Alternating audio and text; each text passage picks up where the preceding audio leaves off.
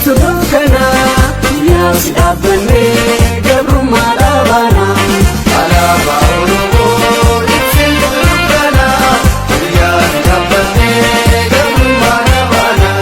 Kunkummillee du'uu nama feesi dhaabna kan maarraan deebinuu tarreerra dhaabanna.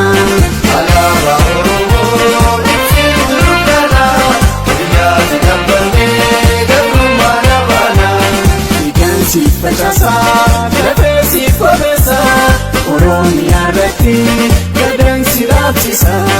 Alaabaa Oromoo ibsituu dukkana guyyaa si dhaabbannee gabrummaa dhaabana. Dhiiraa dhalaa keenya bakkuma jiranii dasii dhaabuuf jecha falmaarra dhumanii. Alaabaa Oromoo ibsituu dukkana guyyaa si dhaabbannee gabrummaa dhaabana.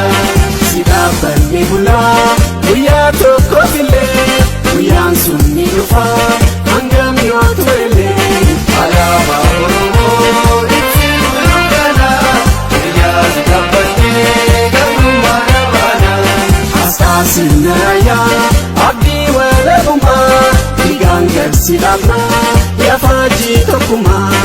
Alaabaa Oromoo ibsituu dukkana guyyaa si dhaabbannee gabrummaa dhaabana. Jalaalii murteessaa atis tarree galtee mallattoo mootummaa Oromiyaa taatee. Alaabaa Oromoo ibsituu dukkana guyyaa si dhaabbannee gabrummaa dhaabana. Inni ol si kaasaa ifteetu mul'atta alaabaa dhugaatii gootee ni dhaabatta. Alaabaa Oromoo ibsituu dukkana guyyaa si dhaabbannee gabrummaa dhaabana. Alaabaa Oromoo ibsituu dukkana guyyaa si dhaabbannee